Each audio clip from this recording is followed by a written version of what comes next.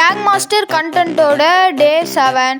So அந்த match நம்ம யார் கூட போயிருக்கோம்னு பார்த்தீங்கன்னா நம்ம உதயா ப்ரோ கூட தான் போயிருக்கோம். அவருக்கு தான் இன்னைக்கு ஜோன் சர்வே பண்ணி தர போகிறோம். ஓகே வாங்க போய் பார்க்கலாம். இறங்கினோடனே ஜீப்பு கிடச்சிது, எடுத்துகிட்டு காயின் கிளைம் பண்ணலான்னு போய் பார்த்தா அங்கே ஒரு எனிமி.